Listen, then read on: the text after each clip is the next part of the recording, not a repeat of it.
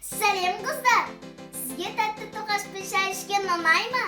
Мен қазір анамның үнемі пісіретін тоқашын жасап көрсетемін.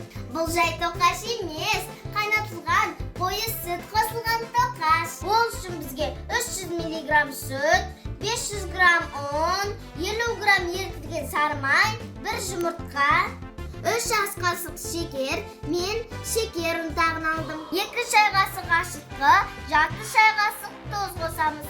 Сүтке шекерді, ашытқыны, сары майды және тұзды. Жұмыртқаны қосып араластырамыз. Енді осы сұйықпен нан ереміз.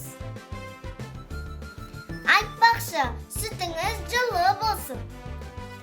Дайын болған қамырдың бетін жауып, жылы жерге қойып қоямыз. Ашыған қамырды бөлшектеп, осылай домалақтап аламыз. Енді бетін жауып 10 минутқа тындырып қоямыз. Енді қамырымызды жақсылап жайып, тоқаш жасауға кірісеміз. Қамырдың шетіне қойылатылған сүтті саламыздан бұлай бүктейміз. Енді шетін жақсылап жабыстырамыз. Қамырдың бір жақ шетін осылай кесеміз. Қамырдың екі жақ шетін қайырып, жақсылап ораймыз. Дайын болған тоқаштарды тағы да 10 минутқа тындырып қоямыз. Бір жұмыртқаның сарысына 1 қасық сүтті қосып, тоқаштардың бетіне жағымыз.